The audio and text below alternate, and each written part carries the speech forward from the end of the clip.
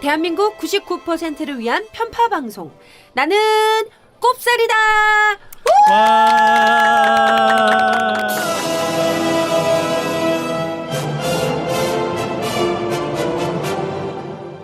여러분들의 오늘과 내일을 밝혀드리는 등대지기 나는 꼽살이다 183회 시작하겠습니다. 골반 잡자 바로 잡자 바디로직. 손길 오빠, 요즘 몸매가 왜 이래요? 진짜 나이 먹은 거 티네요. 아니 무슨 나 아직 젊다고. 이 배는 사실 고민이긴 해. 근데 배가 나와서 그런가 요즘 허리도 아프고. 아직도 바디로직 몰라요? 저 오다리 때문에 바디로직 입었는데 다리가 싹 붙잖아.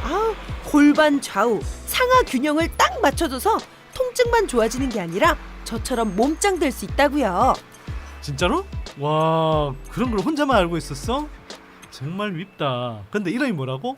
바디로직. 우리 통증 바로 잡자 바디로직. 몸매 교정 바로 잡자 바디로직. 자세가 좋아지는 골반 교정 타이즈 바디로직. 검색창에 골반 교정 바디로직. 삐딱한 남성 골반 허리에도 역시 바디로직입니다. 바디로직의 효과를 못 느끼셨다면 100% 환불해드립니다. 자세한 환불 조건은 홈페이지를 참조하세요. 내 청춘을 이끈 힘은 이덕무의 글이었다. 대통령 문재인이 사랑한 조선의 에세이스트 이덕무가 써내려간 아름다운 문장들. 문장의 온도. 이동무 이런 사람들은 정말 변치 않죠. 근데 우리는 이제 한 절반이나 하려나요? 그런 거죠 뭐. 문재인 대통령은 왜 고단했던 청년 시절 이덕무의 문장에서 힘을 얻었을까요? 그건 소소한 일상의 아름다움을 발견하는 이덕무의 글이 읽는 이의 체온을 변화시킬 정도로 강한 에너지를 갖고 있기 때문입니다. 사실 우리는 살면서 기쁘고 즐거운 때보다 일이 뜻대로 되지 않는 날을 더 많이 만납니다. 그때마다 우리를 위로하는 것이 바로 소소한 일상이죠. 이덕무의 문장이 오늘날에도 의미가 있는 이유가 바로 여기에 있습니다. 추운 계절, 따뜻한 온도가 필요한 모든 분들께 이덕무의 문장이 다가갑니다. 문장의 온도. 지금 바로 서점에서 만나보세요.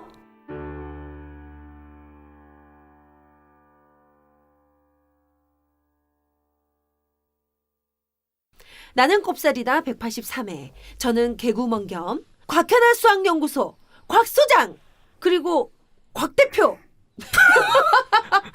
곽현아예요. 네, 네 오늘 이분이 오셨기 때문에 저도 뭔가 대표를 달고 싶었어요. 네 그리고 오늘도 어김없이 은하계 최고의 용인 전문가 선딜 소장님. 네, 반갑습니다.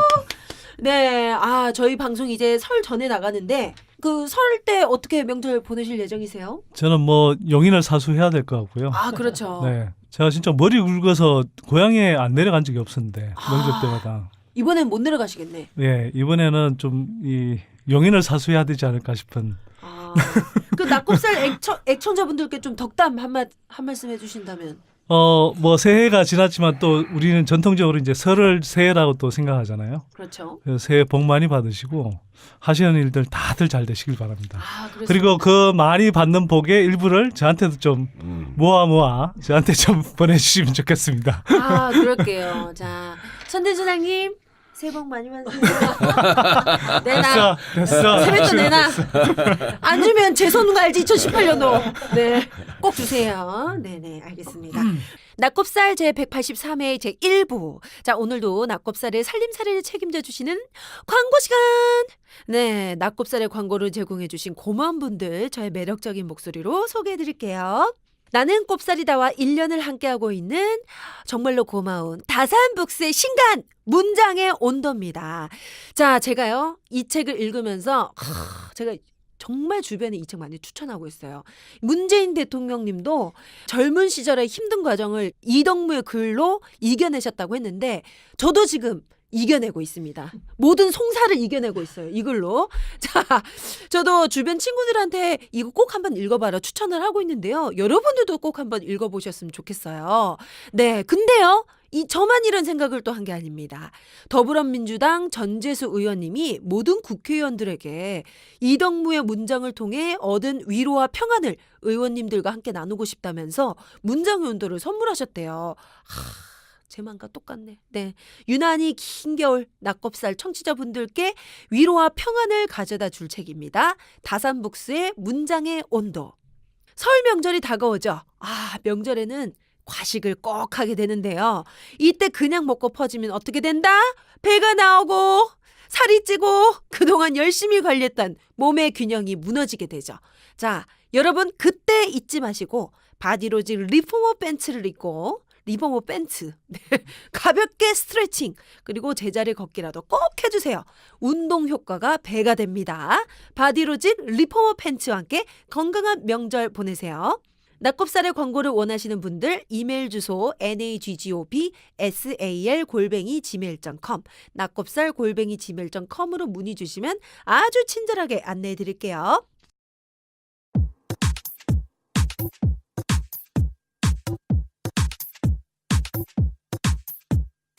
지금 여러분께서는 대한민국 99%를 위한 편파 방송 나는 꼽사리다와 함께하고 계십니다. 팟캐스트 포털 팟빵에서 나는 꼽사리다 시즌3 채널로 만나세요.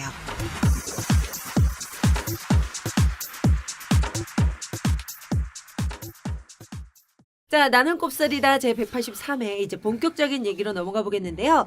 자, 올해 들어서 여러 가지 변화들이 있었는데 이 경제 분야에서 사회적으로 가장 큰 이슈가 되고 있는 걸 꼽으라면 바로 이거죠. 많은 분들의 삶과 정말 큰 연관이 있는 최저임금입니다.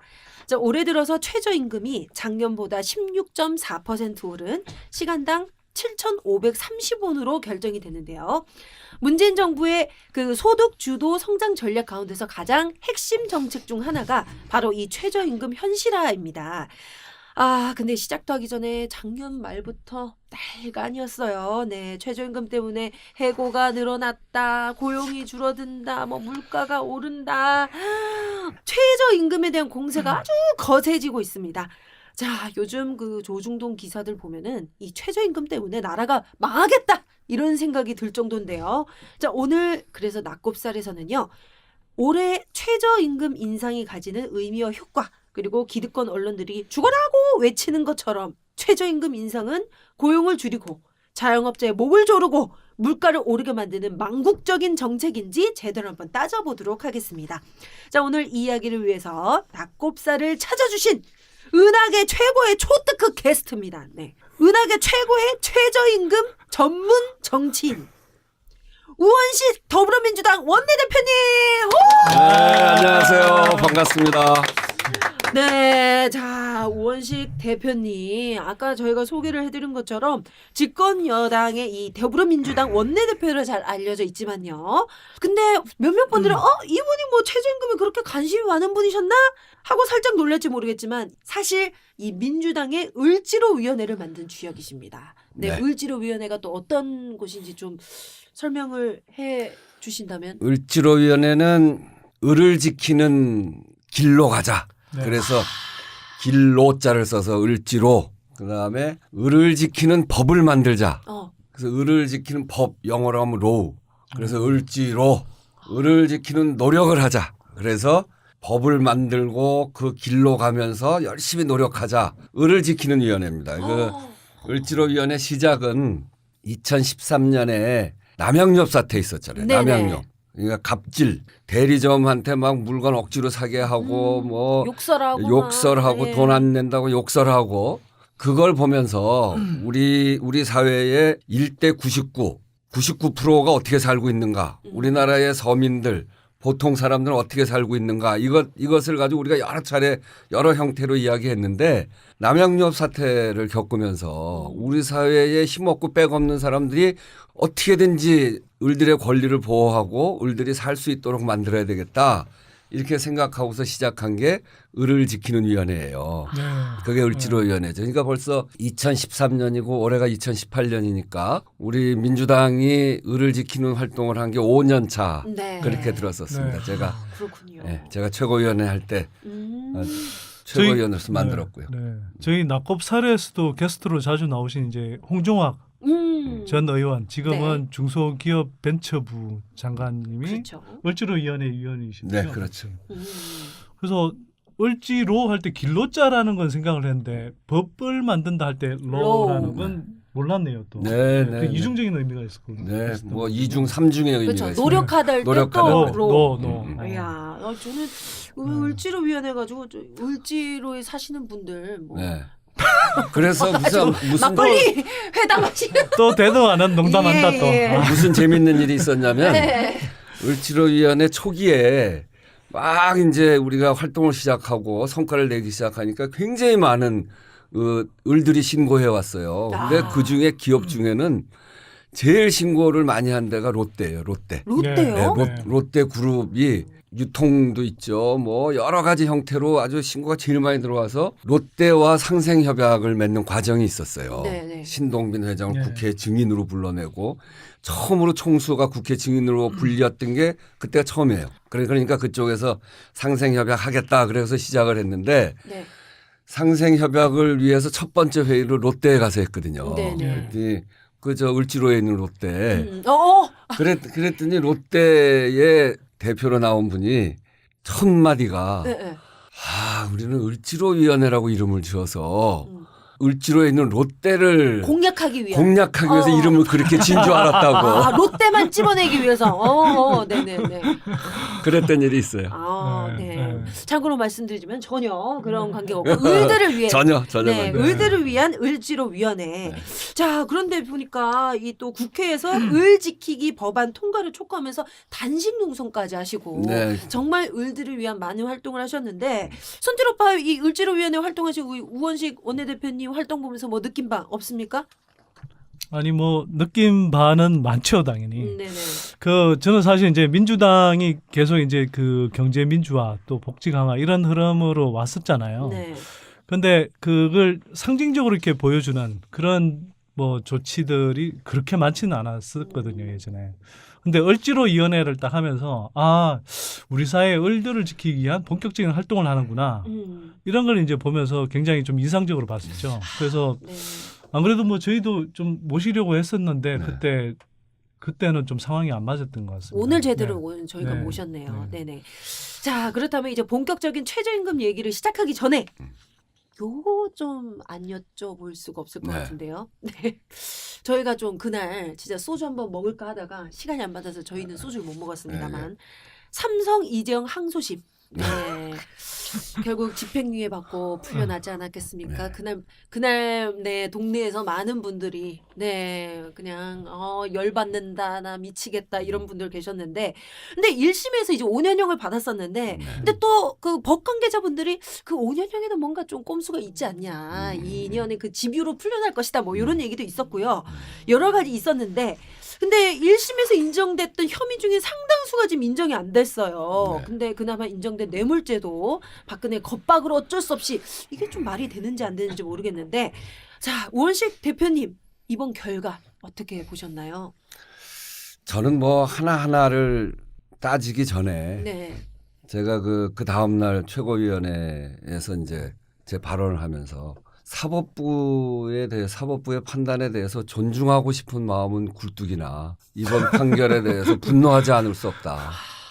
이건 우리가 정말 끊고자 하는 게 정경유착의 고리 아니겠어요? 그럼요. 특히나 이번 이재용 이 문제는 삼성의 정경유착의 고리가 어떻게 이루어져 왔고 어떻게 만들어져 왔고 그 결과가 무엇인지 이런 것들이 너무나 분명하게 그동안 우리에게 알려져 왔고 확인됐던 거란 말이죠. 네.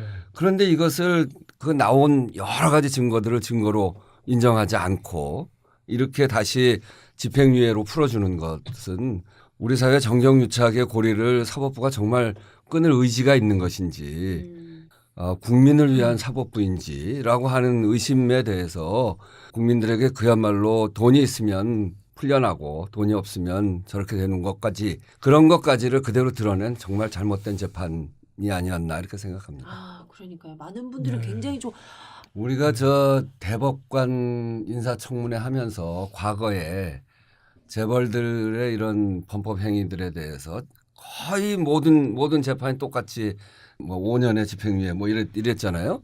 그거를 굉장히 그때 많이 따졌어요. 네. 그러니까 대법관 인사청문회 그런 판례를 갖고 있는 분들한테 그러고 한 발 한 발 이렇게 그 정경유착의 고리를 끊으려고 노력해왔고 또 그것이 사법부에게 우리 정치권의 의지가 어떤 것인지를 제대로 보여주고 그렇게 해왔는데 그날 재판을 하면서 이제까지 우리가 뭐 했나. 결국 사법부는 이렇게 국민들을 이렇게 무시해 가는구나 하면서 굉장히 허탈하더라고요. 네. 네. 뭐, 네, 넘어가겠습니다. 네. 아니 나도 마지막 아니, 알아서 야. 치고 들어와야지. 지금 방송 경력 몇 년인데 지금 제가 꼭 물어봐야 되나요? 대본에 여기 있잖아. 선띠 오빠는요. 아직까지 내가 나는 떠먹여줘야 기다렸지. 돼? 예. 자, 선택 오빠는요? 네. 아, 대표님께서 이러니까 제가 또 황송하네 갑자기. 너무 굵은 목소리로 선길 오빠는요 여쭤봐 주시니까 예 말씀해 주세요. 저는 딱 그 생각이 들었어요. 아, 인공지능 법관을 모셔야 되겠구나. 그러니까 네. AI가 차라리 판결하는 게 낫겠다. 아니 저는 진짜 이런 건 사실 그 인공지능을 도입해서 우리가 대체할 수 있는 일자리가 있고 또 그러지 말아야 되는 부분이 있다고 생각하는데 이번 판결을 딱 보는데 차라리 인공지능으로 판결하게 하면 적어도 이렇게 유전무죄, 무전유죄 이거는 없어지겠다 이런 생각이 드는 거예요. 아니 이게 온 국민의 상식으로 비춰봐도 그렇고 기존의 어떤 정상적인 법리에 따라서 이렇게 판단한다 그러면 이게 도대체 가당키 난 판결일까 이런 생각이 이제 드는 거고요. 네네. 그게 처음으로 들었던 생각이고 그 다음에 2009년 뭐 저 대표님도 좀 말씀을 하셨는데 그동안 우리가 나름대로는 재벌 개혁이다 뭐 이렇게 이야기를 해왔는데 이번 판결을 보면서 우리가 진짜 진전되고 있는 건가 이런 생각이 드는 거예요. 왜냐 특히나 노무현 정부 말 때 삼성 특검을 시작해서 2008년 뭐 2009년 이럴 때 이제 그 이건희 회장에 대해서 이제 판결을 했잖아요. 그때 이제 내용을 보면 그때가 판박인 거예요. 그래서 그때 이제 내용을 보면 이건희 회장이 징역 3년에 집행유예 5년 그리고 그 당시에 이제 삼성의 2인자라고 불리는 이학수, 김인주 이런 사람들이 삼성 주요 관계자들이 징역 2년 6월에서 3년 선고받고 역시 다 집행유예로 풀려났거든요. 근데 똑같아요 이번에도. 이재용도 징역 2년 6월에 집행유예 4년 받아서 풀려났고 이번에도 뭐 주요 이제 삼성의 그 관계자들인 최지성, 장충기, 박상진 이런 주요 삼성 관계자들이 다 징역 2년에 집행유예 3년 받아서 풀려났죠. 무슨 공식 같네요. 그러니까요. 그래서 최고로 문제가 됐던 경우들이 다 징역 3년에 집행유예 5년이죠. 네. 그게 공식까지. 참. 그래서 요즘에 그 네티즌들 사이에 굉장히 유행어가 이제 만들어졌어요. 네. 그 이재용 씨의 그 해외 자산 도피에 대해서 장소만 외국일 뿐 그런 의도가 없었다. 이거에 대해서 그러면 절도죄 같은 경우에는 내가 물건을 가져갔는데 내 주머니 아닐 뿐. 그다음에 그 도찰하신 분은 사진은 찍었지만 여자 치마 아닐 뿐. 뭐 이런 식으로 요즘 이런 네티즌들 사이에서 여러 가지 지금 패러디하는 웃지 못할 얘기까지 나오고 있는데요.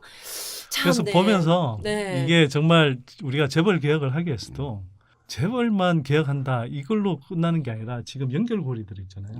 사법, 언론 이런 식으로 이제 커넥션이 돼 있으니까 이 고리들을 다 한꺼번에 개혁해야 되는 과제가 있다는 걸 다시 한번 뼈저리게 느끼게 되더라고요. 이게 우리가 다 확인했지 않습니까? 재판부의 그 판결 논리가 사실 그 조정동 그다음에 경제지들의 판결 주문 논리하고 똑같았거든요. 근데 이제 그런 면에서 보면 또 그 이번 재판 결과가 진전된 부분도 있는 거예요. 뭐예요? 1심 재판 그 전에 박근혜 최순실의 국정농단 사태를 겪으면서 삼성이 어떻게 역할을 했는지에 대해서 국민들 누구든지 다 알게 됐잖아요. 네, 그렇죠. 그리고 그게 1000만이 넘는 이 촛불을 들게 한 힘이기도 했고요. 네. 그래서 전 국민의 관심 속에서 1심 재판을 했단 말이에요. 그렇듯이 전 국민의 관심 속에서 2심 재판까지 했어요. 네.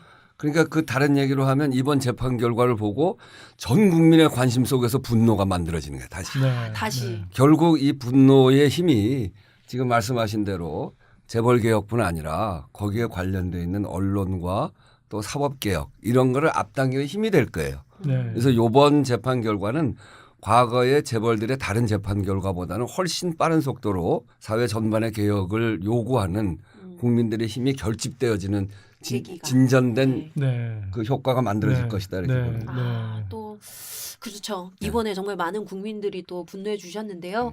자, 아무튼 이 대법원 상고심에서 좀 상식적인 결론이 나오기를 바라겠고요. 또 지금 또 그 MB 다스 소송비 대납 의혹까지 지금 터져 나오고 있지 않습니까? 그러게요. 네. 이번 판결이 좀 끝이 아니라 대표님 말씀처럼 재벌 개혁을 위한 대대적인 사회 개혁의 신호탄이길 기대하겠습니다. 이게 사법부 안에서도 이제 문제 제기가 나오잖아요. 네. 그러니까요. 그러니까 이런 현상들을 우리가 잘 볼 필요가 있습니다. 생각해 보니까 2009년에 삼성 특검 나온 다음에 이제 그러니까 MB가 원포인트 특별 사면을 했었잖아요. 그 이건희 회장에 대해서 하고 나서 이건희 회장이 이제 삼성에 복귀한 다음에 했던 이야기가 뭔지 아세요? 뭐라고 했어요? 온 국민이 정직하면 좋겠대요. 아유, 참. 그런데 네. 이번에 어쨌거나 이재용은 되게 하여튼 이렇게 로우키로 가는 저자세로 이렇게 엎드리는 그런 모습은 본 걸 보면서 그러게. 국민의 그래도 여론을 의식은 의식하지 하는구나. 않을 수 없죠. 네. 그런 생각 들더라고요. 근데 전 몰랐는데 MB의 가훈이 정직이래요. 아유 침이 이까지 튀어서 너무 어이가 없었나 보네. 네네네. 그래서 통했나 봐요. MB가 네. 이건희.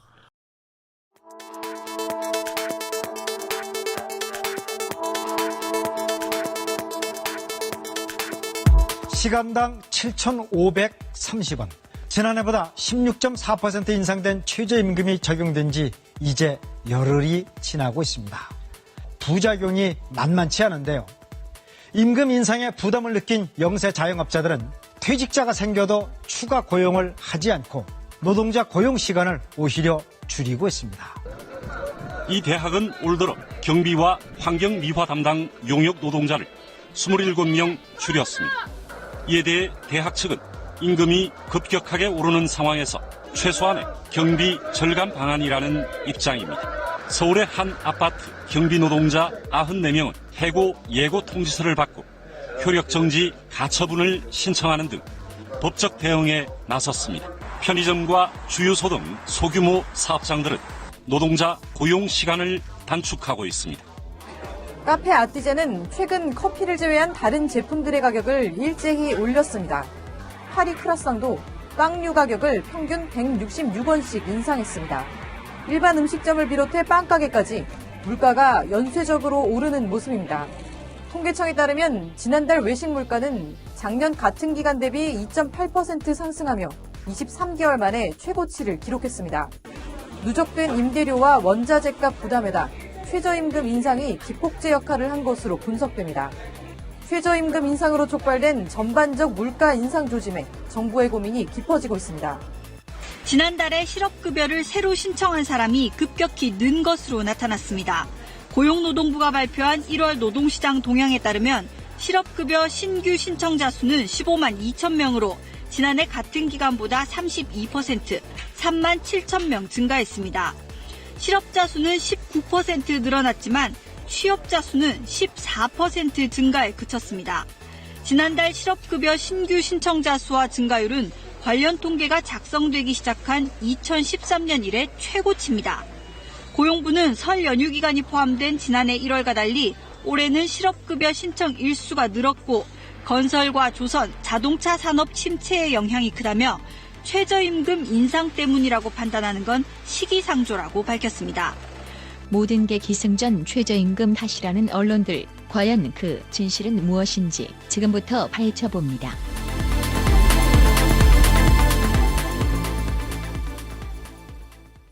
자, 그럼 이제 최저임금 얘기를 쑥 한번 들어가 보도록 하겠습니다. 자, 아까 말씀드렸는데 최저임금 인상을 두고 말들이 너무 많아요. 네, 기득권 언론들 최저임금 인상 때문에 나라가 망한다 이런 논리로 지금 난리가 아닌 것 같은데, 자, 이런 상황을 지켜보시면서 대표님 어떤 생각이 드셨어요? 최저임금에게는 죄가 없습니다. 오늘 명언 나왔네요. 예. 자영업 그리고 골목 상권의 가장 힘든 거는 우리가 을지로위원회에서 다 봤습니다만 높은 임대료, 맞아요. 프랜차이즈 갑질 그리고 카드 수수료 네. 이런 문제들 네. 그리고 또 대형 유통점의 난립 중소기업과 중소상인들의 고유한 업종을 인정하지 않고 모든 업종으로 네네. 치고 들어가는 네. 대기업들의 횡포 이런 것들이 제일 중요한 부분이거든요. 네. 이거를 우리가 고치려고 무지무지하게 노력하고 법안도 내고 또 심지어는 제가 2013년에 을지로위원회 처음 만들고 바로 이런 문제 때문에 단식도 하고 그랬는데 일부 조금씩 아주 인색하게 조금씩 고쳐지고 본질은 고쳐지지 않아요. 네. 이런 부분 때문에 진짜 어려운 건데 이렇게 갑의 권리에는 관대하고 그리고 이 노동소득인 최저임금 을들에게 일한 만큼의 최소한의 대가를 주는 그런 것에 대해서는 이렇게 인색하단 말이에요. 그리고 실제로 중소기업이나 중소상인들도 을이거든요. 대기업으로 그렇죠. 보면. 거기에 갑질 때문에 살기가 어려운 건데 을과 을을 대립시키는 거죠. 이게. 이 중소기업과 중소상인들이 최저임금 주기 어려워서 그것을 대립시키고 이게 모든 언론들이 지금 그러고 있잖아요.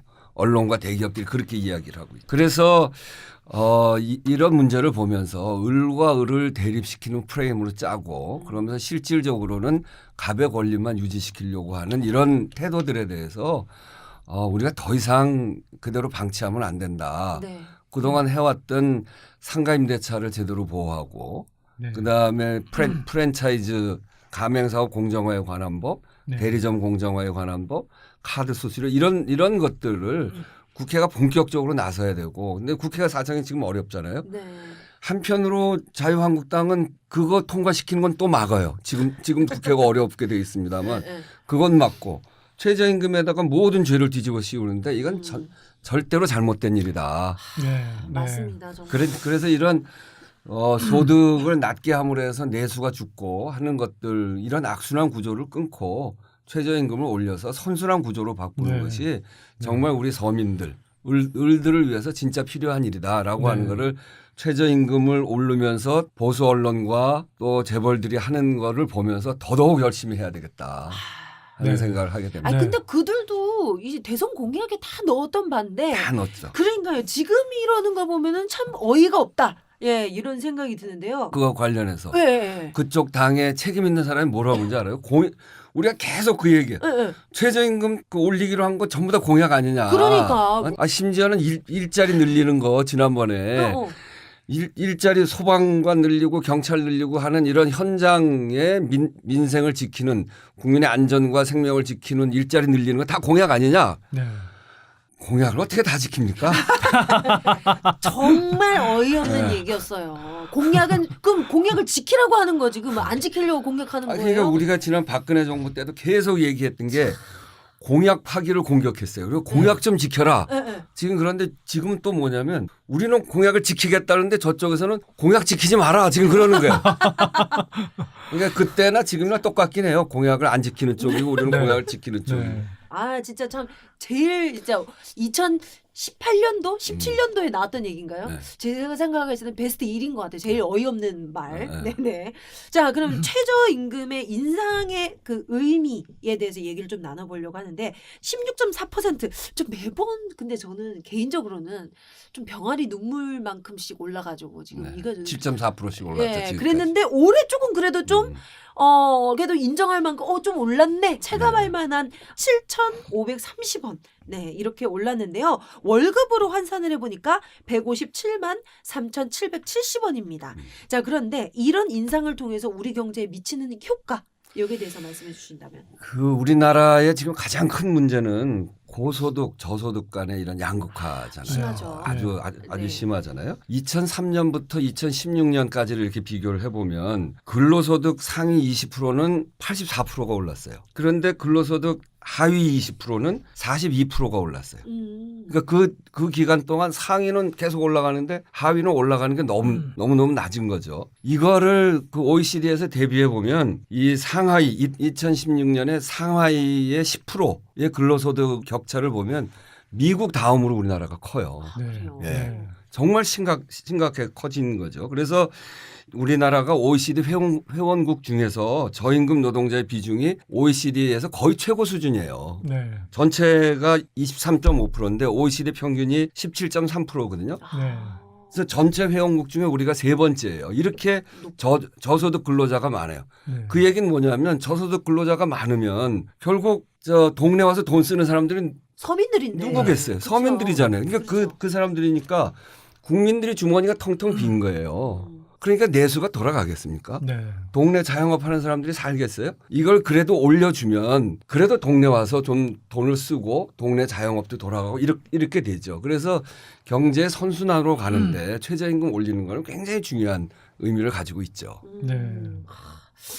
참 그 저희도 뭐 많이 얘기했던 바인데 네. 정말로 좀 진짜 저만 하더라도 저 수익 늘어나면 저 지금 곧장 달려가는 데가 어디예요? 동네 호프집 아닙니까? 제가 달려간 데가 거기예요. 동네 편의점 이런 데 가자 뭐 백화점 가겠습니까 제가? 예, 참. 요즘 예. 이제 아까도 얘기했습니다만 삼성 같은 대기업에 임원 되면 월급이 뭐 10억, 20억 막 이렇게 네. 되잖아요. 그렇죠. 10억, 20억 대는 그 사람들 동네 와서 몇 끼나 사 먹겠어요. 한 사람이 100끼 사 먹나요? 그 돈을 100명한테 나눠주면 동네 와서 100끼 사 먹어요. 그러니까요. 동네 장사에 어느 게 도움이 되겠어요. 그 너무나 분명한 거잖아요. 그러니까요. 너무 자명한 이게 이제 사실인데. 한계 소비 성향인데 네. 이게 저소득층, 그다음에 중위권, 상위권 돈 쓰는 게 완전히 다르죠. 저소득층한테 주면 동네 와서 팍팍 쓰게 돼 있죠. 그렇습니다. 자, 그러면 이번에 그 최저임금 인상의 혜택을 본 노동자들이 대략 어느 정도 규모가 되나요? 우리 노동자들이 다 합치면 1,500만이 좀 넘죠. 네. 1,535만 이러는데 그중에 2016년에 지금 요번 최저임금 이하로 돼 있는 사람들이 277만 명이에요. 네. 네. 그러니까 277만 명한테 당장 혜택이 가는 거죠. 근데 그중에 구성을 보면 청년 여성 60세 이상이 277만 명 중에 80%예요. 네. 대다수네요. 네. 그러니까 청년 여성 노인들의 문제예요. 이게 60세 이상의 이 고령자들의 문제입니다. 네. 네. 대개 우리가 이 노인 빈곤층 네. 이것도 전체 50%가 노인 빈곤이란 말이에요. 네. 세계에서 제일 높거든요. 네.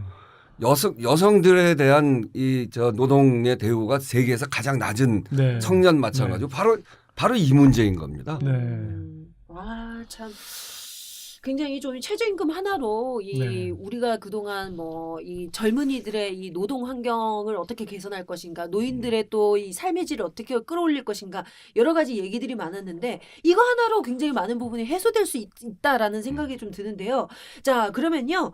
현재 우리나라 그 기업들, 특히 이 중소기업이나 자영업자들이 올해 인상된 만큼의 최저임금을 지불하고 운영이 가능할까? 뭐 이런 여력이 될까 이런 게 궁금한데요. 대표님 일단 그 기업 운영에서 인건비가 차지하는 비중이 뭐 물론 기업의 뭐 업종에 따라 다 다를 수 있지만 인건비가 차지하는 비중이 어느 정도 될까요? 그 총 비용의 그러니까 인건비가 통상적으로 총 비용의 한 20%? 10%에서 한 20% 정도 이렇게 차지한다고 보거든요. 그럼 최저임금이 16.4% 오른다. 그러면 총 비용 증가는 1.6%예요. 네. 그러니까 여기다가 모든 죄가 다 있는 것처럼 지금 이야기하거든요. 그런데 아까도 얘기했지만 카드 수수료 네. 2.5% 카드 수수료 2.5% 낸다. 그러면 2.5%는 얼마냐면 대개 이제 매출하면 한 마진은 한 25% 정도, 네. 20%에서 30%, 네. 25% 잡으면 카드 수수료 2.5% 내면 이득의 10%를 내는 거예요. 얼마나 심각합니까 그게? 아 저도 카드 수수료 듣고 얘기 진짜 깜짝 놀랐던 네, 게 네. 중국도 우리보다 훨씬 낫더라고요. 아니 그리고 더 심각한 거는 네. 대형 할인점 있잖아요. 네. 그런 데는 굉장히 낮아요. 카드 수수료 낮게 해준다고 그러더라고요. 0.7%, 0.8% 뭐 그래요. 네.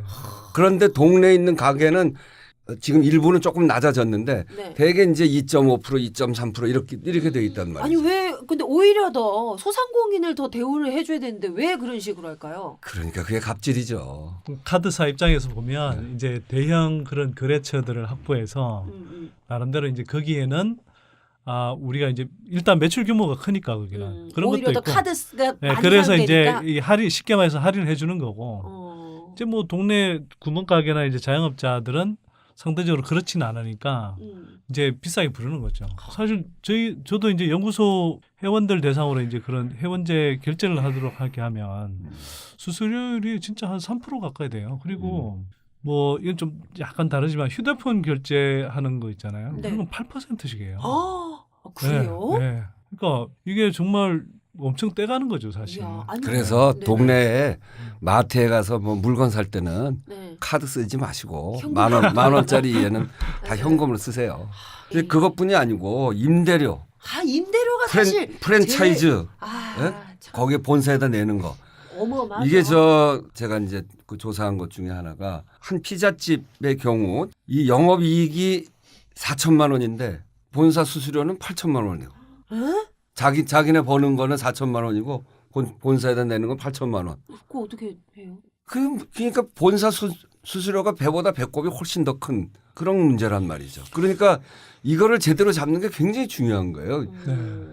오히려 최저임금은 16.4%를 올려봐야 전체 차지하는 비중이 1.6% 정도밖에 되지 않는데 임대료, 프랜차이즈의 본사에 내는 비용 이런 것들 훨씬 더 큰 문제죠. 카드 수수료 이런 거. 훨씬 더 진짜 큰 지금 문제인 것 같은데. 대표님 말씀하셨지만 예를 들면 프랜차이즈 같은 경우에는 뭐 이런 이제 그런 수수료 줘야 되는 것뿐만 아니고 주기적으로 이렇게 인테리어를 바꾸게 해요. 네. 그래서 그거 좀 법으로 좀 그러니까 프랜차이즈 본사와 연결돼 있는 자회사들이 또 그런 인테리어들을 다 갈아치우기 위해서 또 그걸 수입으로 또 잡거든요. 그래서 이제 가맹사업 공정화에 관한 법을 2015년 말에 통과시켰어요. 근데 워낙 반대가 심해서 그 다 이제 재벌들이잖아요. 네네. 그래서 한나라는 반대하고 그래서 결국은 이게 그 중에 제일 중요한 게 뭐냐면 가맹점주들의 대항권을 주는 거예요. 그걸 단체를 구성하고 네네. 노조하고 똑같이 네네. 단체 구성하고 행동하게 하고 교섭하게 하고 이런 권리를 다 줘야 되는데 가맹점주협의회 구성은 할 수 있게 만들어놨어요. 네. 그런데 행동권과 교섭권을 아직까지 보장을 못하고 있어요. 그래서 이 파리바게트의 가맹점주협의회 이런 게 구성이 되고 그 비슷한 업종의 그 협의회가 구성돼서 전국 협의회 연합회까지가 네. 구성이 됐거든요. 네. 그런데 대항을 못하니까 대항이 법적으로 보장이 돼 있지 않으니까 제가 싸우는 게 굉장히 약한 거예요. 네. 지금 얘기하신 것처럼 인테리어를 한다거나 또 거기에 모든 물건을 본사에서 주는 것만 그렇죠. 네. 써야 돼요.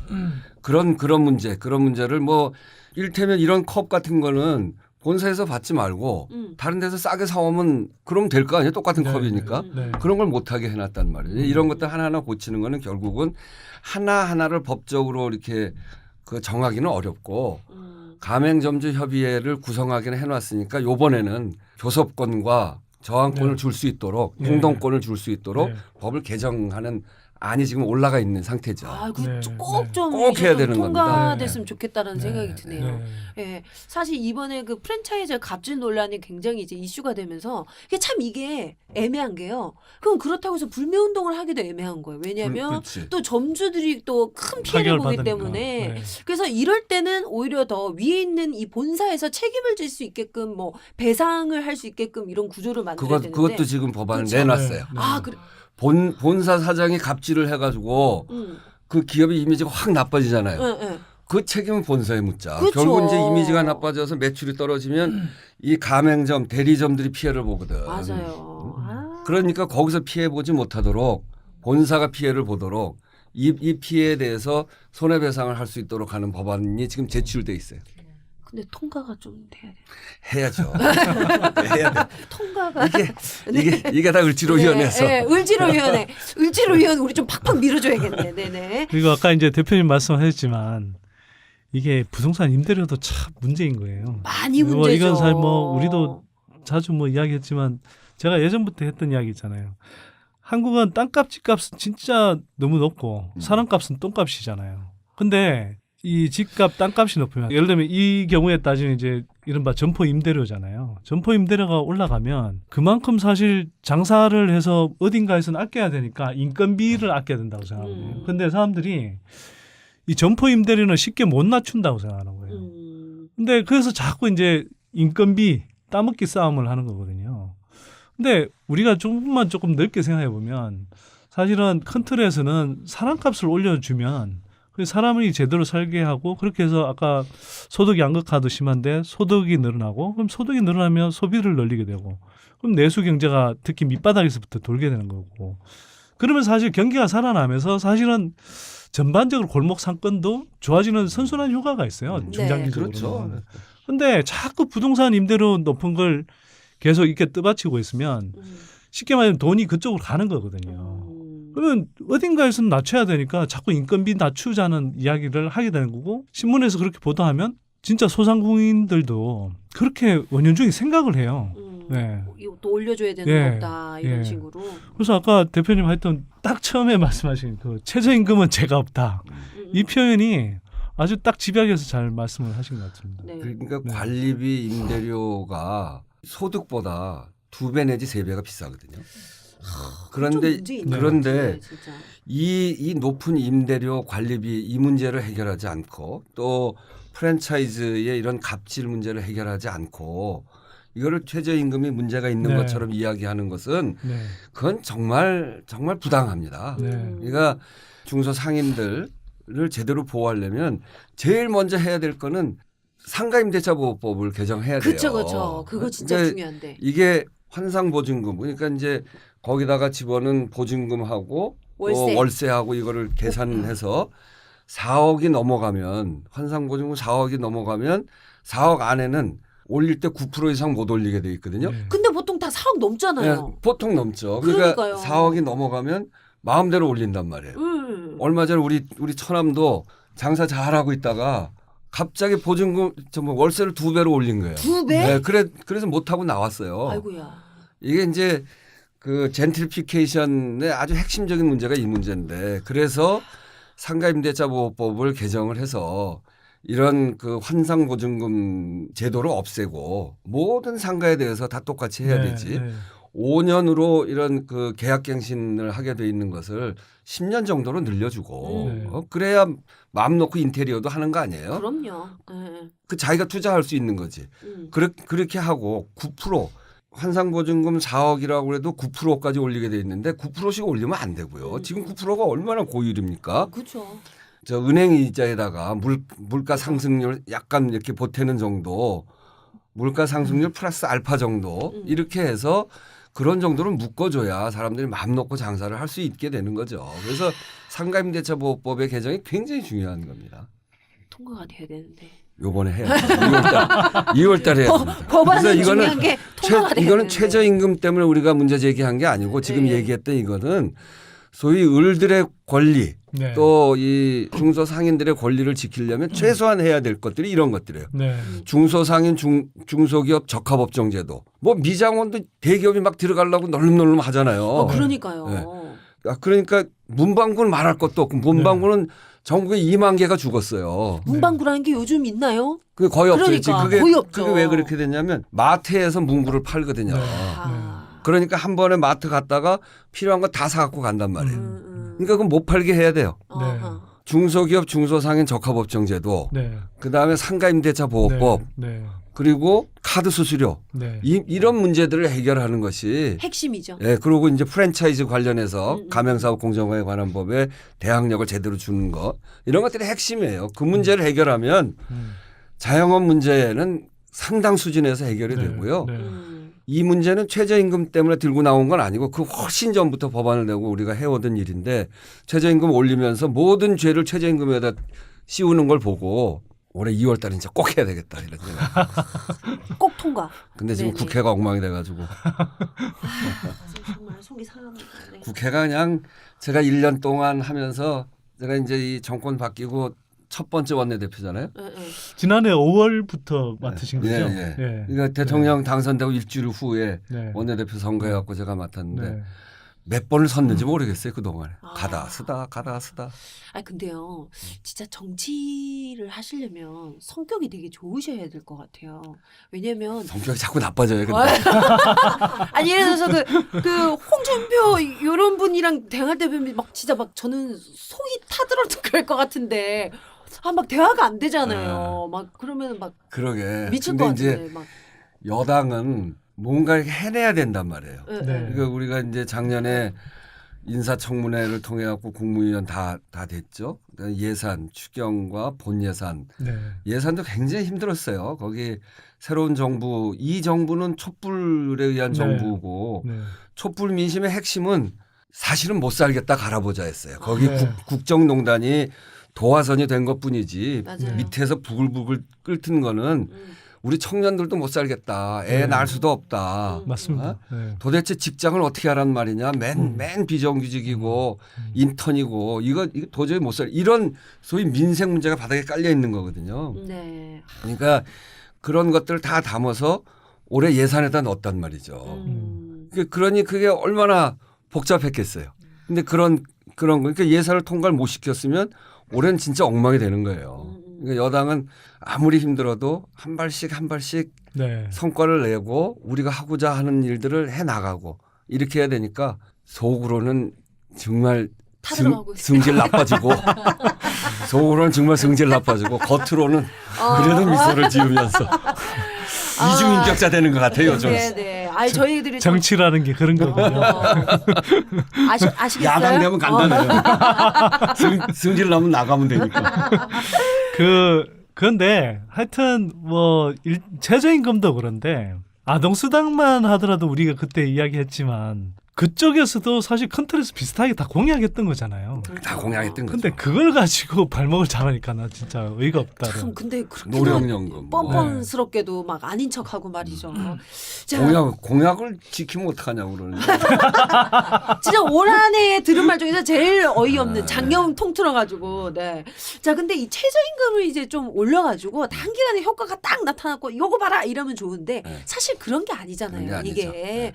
그래서 이게 대략 어느 과정을 거쳐서 좀 어느 정도 시간이 나타나면 효과를 좀 볼 수 있을런지. 이제 최저임금 이게 이제 저 경기에 미치는 영향이 아주 다양하기 때문에 단선적으로 얘기하기는 쉽지 않아요. 그렇죠. 근데 이렇게 올랐던 적이 두 번 있어요.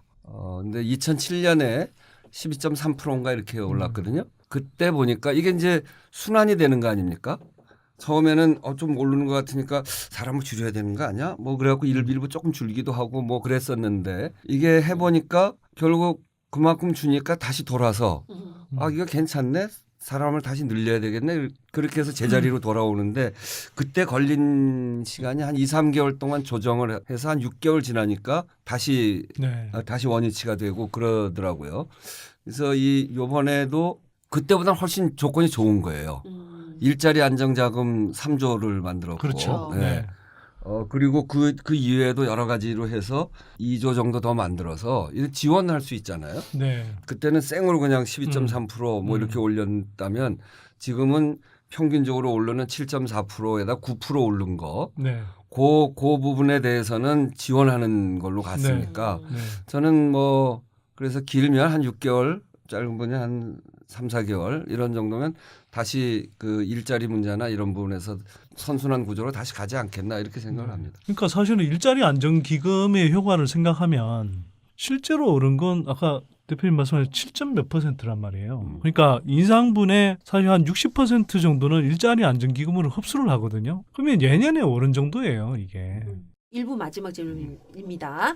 자, 지금 대표님 아까 말씀하신 것처럼 이 자영업자, 소상공인들 부담을 줄여주기 위해서 일자리 안정기금이 만들어졌고 1인당 월 13만 원까지 지원이 된다고 하더라고요. 네. 근데 실제로 좀 신청하는 데가 많지 않다 이런 얘기가 나오고 있는데 주로 이제 지적되는 얘기가 지원을 받으려면 4대 보험 가입을 해야 되는데 좀 4대 보험 때문에 이 사업주가 좀 지어야 할 부담을 생각하면 뭐 일자리 안정기금으로 덕보는 게 없다 이런 얘기가 나오고요. 또 한편으로는 알바들 같은 경우에는 4대 보험으로 급여에서 돈이 깎이면 최저임금 올라봤자 내 손해다 뭐 이런 얘기도 있어요. 이런 얘기에 대해서는 우리 또 대표님은 어떻게 생각하시는지. 일단은 일자리 안정자금이 이제 그 지출이 안 되고 신청하는 사람이 없다. 네. 그런 지적들을 그동안 많이 했잖아요. 지난번 교섭단체 대표연설에서도 자유한국당의 원내대표가 그런 얘기를 했는데 그것에 대해서 우선 말씀드리면 1월 31일까지가 1%였어요. 네. 그 신청한 게. 네. 근데 2월 11일 날 15%를 넘었어요.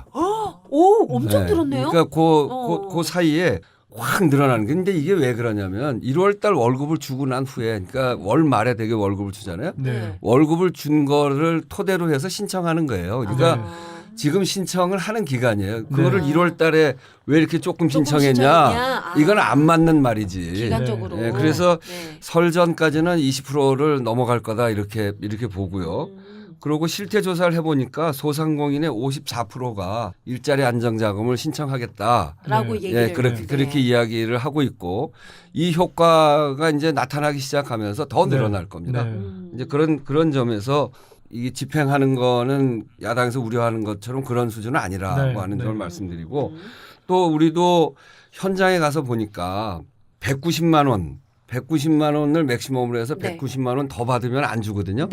그런데 보니까 식당에서 일하는 분들이 정상적인 노동을 하면 시간 8시간을 하면 190만 원인데 이걸 초과 근로를 더해서 생기는 거. 그 부분에 대해서 그러면은 그거 가지고 한 210만 원 받았는데 그러면 이걸 지원 안 할 거냐? 지원하자. 그래서 210만 원 이하에서 초과 근로를 빼고 그러고 190만 원 이하면 지원하는 걸로 했고요. 또 30인 이하의 사업장으로 이야기를 했어요. 근데 그것도 그 현장을 보면서 늘려서 30인이 넘는 기업이라고 하더라도 최저임금 받는 사람이 그 숫자가 되면 29명까지는 지원해 주자. 이렇게 해서 대상을 대폭 늘렸습니다. 그래서 점점 더 많아질 거고요. 그리고 사회보험 이런 거는, 사회보험이라고 하는 거는 실직, 노후 대비 그리고 건강한 생활을 위해서 최소한의 사회 안전망이거든요. 그런 점에서 사회보험 안 드는 사람들을 어떻게 할 거냐라고 하는 문제로 접근하기보다는 사회 안전망으로 들어올 수 있도록 권장을 하고 지원을 해주는 게 맞죠. 오히려. 그래야 그게 그 사회 안전망 시스템 안으로 들어오는 거니까. 그러니까 사회보험을 안 드는 거를 정당하게 생각하고 그런 사람들을 어떻게 대책을 세울 거냐의 문제가 아니라 들어올 수 있도록 안내를 잘 해주는 건데, 그게 이제 그 두루누리 사업이라는 게 있어요. 두루누리 사업인 10인 미만 사업체의 월 190만 미만의 근로자, 여기에 대해서 신규 가입자일 경우에는 80%에서 90%까지 사회보험료를 지원해 주고 기존에 있는 가입자는 40%까지 지원해 주는 제도가 있어요. 그러니까 이런 지원을 받고 들어와라 이런 얘기죠. 그게 훨씬 더 이득이에요. 그리고 이제 건강보험에 지원하는 경우에는 30인 미만 사업체의 일자리 안정자금 지원 대상 이런 경우, 그리고 건보 신규 가입자에 대해서는 건보료의 50%를 지원하는 제도가 있어요. 이런 제도들을 잘 활용해서 여기에 예산을 편성해 놨거든요. 그래서 그걸 적극적으로 활용을 해서 사회보험 체계 안으로 들어오게 하고 그렇게 해서 이 지원을 받을 수 있도록 하는 이게 정상적인 사회예요. 그럼요. 이 말씀하신 거 보니까 굉장히 좀 이 혜택을 받을 수 있는 범위도 많이 늘렸고 그리고 혜택을 받을 수 있는 길도 굉장히 이제 많아져서. 그러니까 우리는 그렇게 해서 이 사회 안전망도 넓히고 그리고 거기에 정말 어려운 사람들한테는 지원할 수 있는 예산을 이번에 만들어서, 그래서 사회 안전망을 넓힘과 동시에 실제로 그분들에게 그 돌아가는 주머니를 조금이라도 두둑하게 만드는 게 우리 정치의 기본이거든요. 그래서 이런 걱정하지 말고 그런 시스템 안으로 들어오시면 그러면 사회 전체가 나아지게 만드는 그런 거죠. 그 부글부글 끓던 이게 나라냐? 정말 이게 그 먹고 살기 힘들어서 못 살겠다. 이거를 극복하려고 하는 제도들을 이렇게 마련한 거니까 여기에 참여하시는 게 그 훨씬 본인들한테도 이득이다. 진짜 많은 분들이 방송 들으시고 내가 생각했던 거 그거랑 좀 많이 다르네? 이렇게 오해하셨던 분들도 많이 이렇게 좀 풀리시는 계기가 되지 않을까라는 생각이 드는데요. 자, 나는 꼽살이다 183회. 올해 들어서 우리 경제에 일어나는 가장 큰 변화, 가장 뜨거운 이슈, 최저임금에 관련된 얘기를 나누고 있습니다. 그에 이어서 계속되는 낙곱살 183회 2부 여러분들 꼭 함께 해주세요.